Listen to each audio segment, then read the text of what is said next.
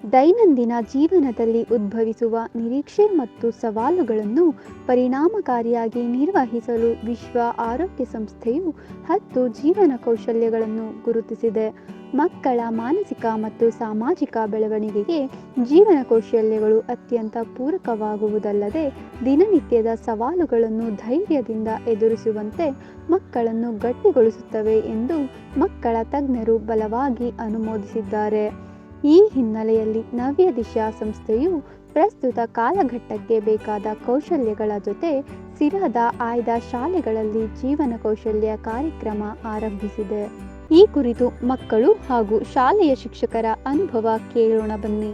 ನವ್ಯ ದಿಶಾಯಿಂದ 8 life ಸ್ಕಿಲ್ನ ಹೇಳ್ಕೊಟ್ಟಿದ್ರು. ಅದು ನಂಗೆ ತುಂಬ ಇಷ್ಟ ಆಗಿದ್ದು ಅಂದರೆ ಇಫಾನ್ನ ವಿಡಿಯೋ ತೋರಿಸಿದ್ರು. ಅದರಲ್ಲಿ ನಾವು ಎಷ್ಟೇ ಬರ್ತನೇ ಇದ್ರೂ ಕಲಿಬೋದು ಅನ್ನೋದು ಆ ವಿಡಿಯೋಯಿಂದ ಗೊತ್ತಾಗುತ್ತೆ. ನಾಯಕ ಮತ್ತು ನಾಯಕಿ ಆಗುವ ಹೇಗೆ ಸಾಧ್ಯ ಹಾಗೂ ನಮ್ಮ ಊರು ಅಂದರೆ ನಾವು ಹೇಗೆ ಸಮೃದ್ಧಿಗೊಳಿಸಬಹುದು, ಬರೀ ದೊಡ್ಡವರಷ್ಟೇ ಅಲ್ಲ, ನಾವು ನಮ್ಮ ಊರನ್ನು ಸಮೃದ್ಧಿಗೊಳಿಸಬಹುದು ಎಂಬ ವಿಚಾರವಾಗಿ ನಾನು ಕಲಿತೆ. ಮೊದಲು ನಾವು ದುಡ್ಡನ್ನು ವೇಸ್ಟ್ ಮಾಡೋದು ಜಾಸ್ತಿ ಮಾಡ್ತಿದ್ವಿ. ಹಣಕಾಸು ಅನ್ನೋದೊಂದು ಪಾಠ ಮಾಡಿರೋ ಆ ಪಾಠದಲ್ಲಿ ನಾವು ಯಾವ್ಯಾವ ಟೈಮಲ್ಲಿ ಎಷ್ಟೆಷ್ಟು ದುಡ್ಡು ಖರ್ಚು ಮಾಡಬೇಕು, ಯಾವ ಟೈಮಲ್ಲಿ ಏನು ಉಳಿಸ್ಬೇಕು, ಯಾವ ಅಂಗಡಿಗೆ ಹೋದಲ್ಲಿ ಎಷ್ಟು ಅಮೌಂಟು ತೆಗಿಬೇಕು, ಇದು ಮಾಡಬೇಕು ಅನ್ನೋದು ಹೇಳ್ಕೊಟ್ರು. ಆಮೇಲಿಂದ ನಾವು ಮನೆಯಲ್ಲೂ ಹೋಗಿ ಅಪ್ಪ ಅಮ್ಮಂಗೆ ಹೇಳಿದಾಗ ಅವರು ಇಷ್ಟೆಲ್ಲ ಖರ್ಚು ಮಾಡಬೇಕು, ಇಷ್ಟೆಲ್ಲ ಉಳಿಸ್ಬೇಕು ಅನ್ನೋದು ಹೇಳ್ಕೊಟ್ರು. ಶಾಲೆಯಲ್ಲಿ ತಿಳಿಸದೇ ಇರೋವಂತಹ ಬೇರೆ ಬೇರೆ ಜ್ಞಾನವನ್ನು ಎಲ್ಲ ತಿಳಿಸಿದ್ದಾರೆ. ಮಾಡಿದ 8 ಮಾಡ್ಯೂಲ್ಗಳಲ್ಲಿ ನಾಯಕಿ ಅಂದರೆ ಹೇಗಿರಬೇಕು, ಅವ್ರ ನಾಯಕಿ ಆಗಬೇಕಂದ್ರೆ ಏನು ಗುಣಲಕ್ಷಣಗಳಿರಬೇಕು, ಅವ್ನು ಹೇಗೆ ತೊಡಗಿಸ್ಕೊಳ್ಬೇಕು ಅಂತ ಎಲ್ಲ ಹೇಳ್ಕೊಟ್ರು. ನಾನು ಕೂಡ ಅದಕ್ಕೆ ಪ್ರಯತ್ನ ಪಡ್ತಿದ್ದೀನಿ. ನಾನು ಕೂಡ ಮುಂದೆ ನಾಯಕಿ ಆಗಬೇಕು ಅಂತ ಅಂದ್ಕೊಂಡಿದ್ದೀನಿ. ನನಗೆ ಮುಂದೆ 10th ಮುಗಿತಿದ್ದಂಗೆ ನೆಕ್ಸ್ಟ್ ಯಾವ ಕೋರ್ಸ್ ತಗೋಬೇಕು, ಯಾವ ಕೋರ್ಸ್ ತಗೊಂಡ್ರೆ ಈ ಥರ ಓದಬೇಕು ಅಂತ ಗೊತ್ತಿರಲಿಲ್ಲ.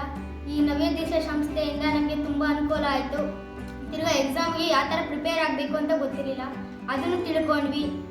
ಮಕ್ಕಳಲ್ಲಿ ಆರ್ಥಿಕ ಮತ್ತು ಹಣಕಾಸಿನ ಒಂದು ನಿರ್ವಹಣೆಯನ್ನು ಯಾವ ರೀತಿ ಮಾಡಬೇಕು ಅಂತಕ್ಕಂಥದ್ದನ್ನು ತುಂಬ ಚೆನ್ನಾಗಿ ಹೇಳಿದ್ದಾರೆ. ನಮ್ಮ ಮಕ್ಕಳು ಹಣಕಾಸನ್ನು ಯಾವ ರೀತಿ ಅದನ್ನು ಸೇವ್ ಮಾಡಿಕೊಂಡು ನಮ್ಮ ಮುಂದಿನ ಫ್ಯೂಚರ್ಗೆ ಮತ್ತು ಮುಂದಿನ ವಿದ್ಯಾಭ್ಯಾಸಕ್ಕೆ ಬಳಸ್ಕೊಳ್ಬೇಕು ಅಂತಕ್ಕಂಥದ್ದನ್ನು ಕಲ್ತ್ಕೊಂಡಿದ್ದಾರೆ.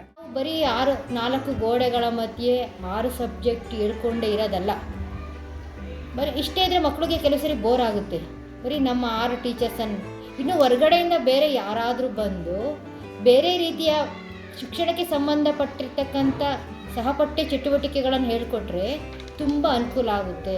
ನನಗೆ ಶಾಲೆಯಿಂದ ಹೊರಗಿನ ಆಚೆಯ ಕಲಿಕೆಗಳಂದ್ರೆ ತುಂಬ ಇಷ್ಟ. ಯಾಕಂದರೆ ಶಾಲೆಗೆ ಅಷ್ಟೇ ಅಲ್ಲ, ಹೊರಗಡೆ ಕೂಡ ತುಂಬ ಕಲಿಬೋದು ಅನ್ನೋದು ಗೊತ್ತಾಯಿತು.